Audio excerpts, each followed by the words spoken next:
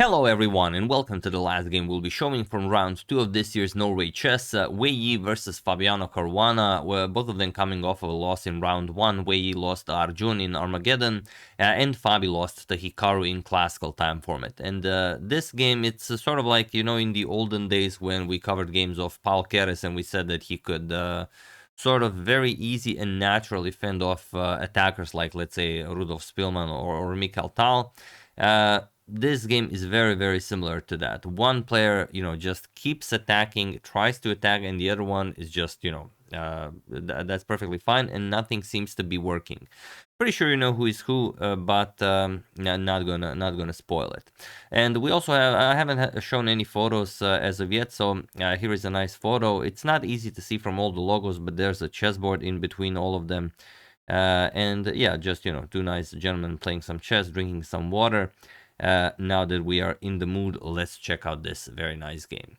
So Wei Yi with white opens with pawn to e4. We have pawn to c5. Fabi replies with the Sicilian. Knight f3. We have knight to c6. And now the Nimzovich-Rossolimo, bishop to b5.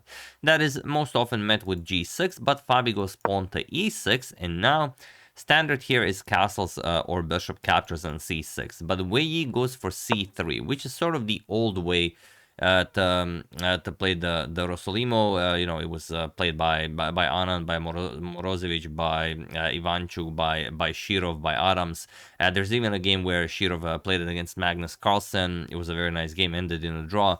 But yeah, nowadays capturing or just castles is more popular. So c3, we have the immediate pawn to d5 and pawn to d3. Now this is already incredibly rare, and the idea is that you just want to capture on c6. And if black insists on trading queens, which is usually good for black so early in the game, you will trade first, create a weak doubled c-pawn, and after, let's say, d captures on e4, captures, okay, you lost castling privilege, but you don't really care. You're going to put a king on e2 or c2, get the rook to d1, and you have the weak doubled c-pawns to work with for the rest of the game. So of course, Fabi is not interested in allowing this.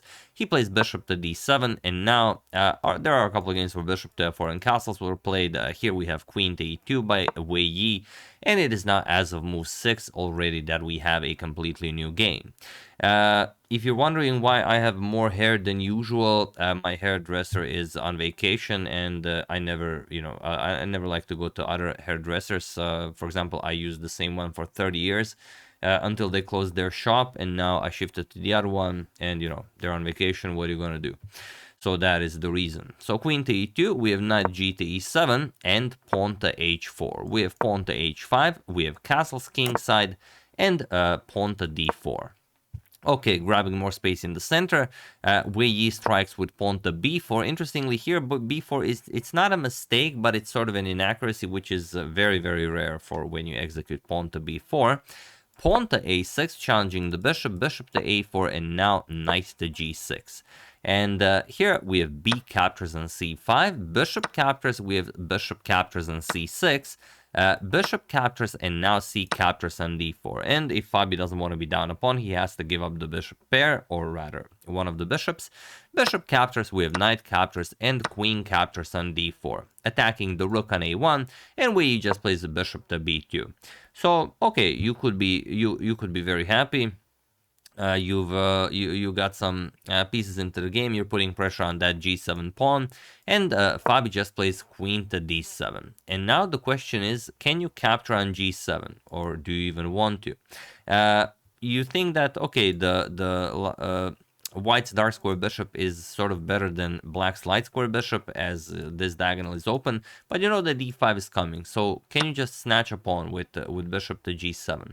You could, but then you give the g file to Fabi. He's gonna attack the bishop, and once the bishop, or queen b2, doesn't really matter, the bishop will move, the knight comes to f4, attacks the queen, attacks the g2 pawn, the rook captures on g2 is coming, and this is now lost for white. So you can't really win material here. Knight to a3. And if Fabi just castles kingside, then the bishop will be very strong. But Fabi first goes pawn to e5. This not only closes the diagonal, but also stops pawn to d4 and knight to c4. Now putting more pressure on that e5 pawn. So queen to e6, Fabi defends, and pawn to g3, controlling the knight on g6. We have rook to d8, putting pressure on the d3 pawn. And knight to e3.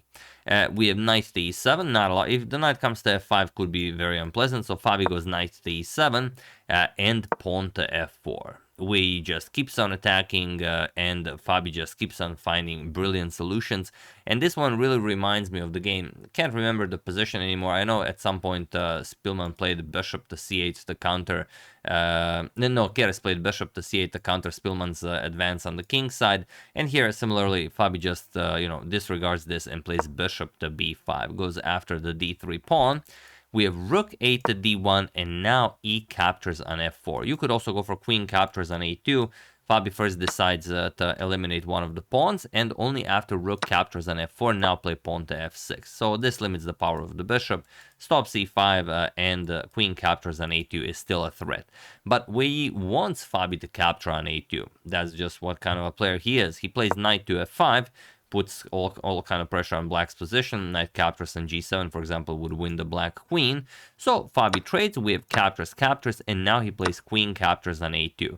And okay, Wei is lower on time, he's 17 minutes, Fabi's 35 minutes, and with rook to d2, the game continues, and it's still incredibly complicated, but Wei played without first playing rook to d2. You have to play rook d2, and only after the queen moves you can pick up the h5 pawn. But he picked up the h5 pawn right away, which looks even stronger because, well, so much stuff is being threatened. The rook here, e5 is coming. What can Fabi play here? What was his idea here? Try to solve it while I give you a couple of seconds.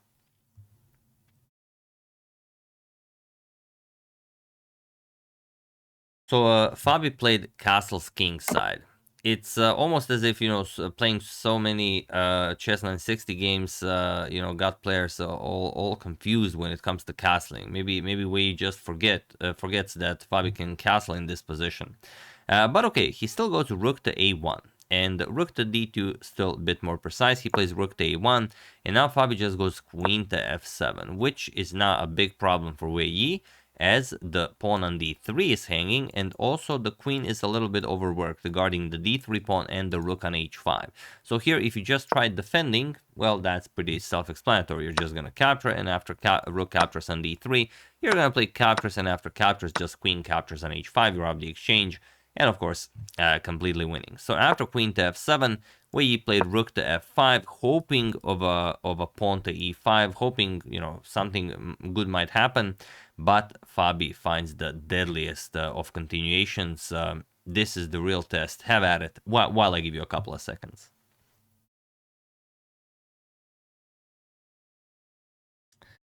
The tricky move is rook captures on d3. That's the stuff. It looks impossible because rook captures on b5 just removes the defender of the rook. So you might be thinking of bishop captures on d3. Bishop captures on d3 is fine. You force the queen to move, you win a pawn, and the game continues. But rook captures on d3, that's game over.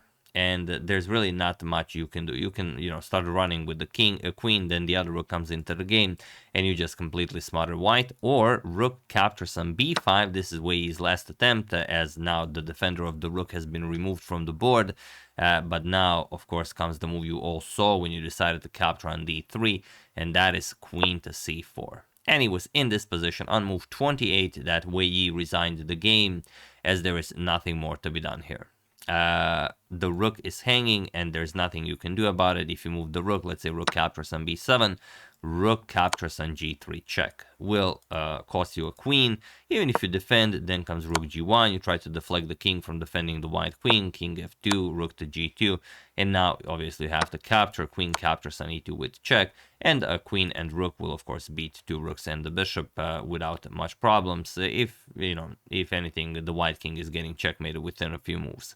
And other than that, there's really nothing you can hope for after queen to c4. So of course Wei resigns. So not the greatest start to the tournament, losing to Arjun in Armageddon in round 1, now losing in Classical to Fabi. But okay, nice done by Fabi, getting something back for that loss to Hikaru in round 1. And these are the standings. Sorry, not that. These are the standings. Let me just make that a little bit bigger. What is this? Oh, there we go. So Hikaru and Arjun tied for first place with 4.5 points. Magnus on 4, losing to Hikaru that Armageddon game. Fabi in 4th place with 3 points. Wei 1 point. And world champion Gukesh so far with 0 points. So we'll see what happens. And pairings for the next round are Arjun will be facing Fabi, or rather Fabi will be facing Arjun with the white pieces. Magnus will be facing Wei Yi, and Gukesh will be facing Hikaru Nakamura.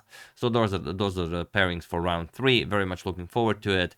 And I mean, this is one of the greatest tournaments ever with such a lineup. I mean, I myself would Dubov and Hans are playing, you know, a blitz match somewhere, you know, in the world. So they could have made it an 8-player, you know, invite Dubov and Hans. You know, it'd be a killer tournament.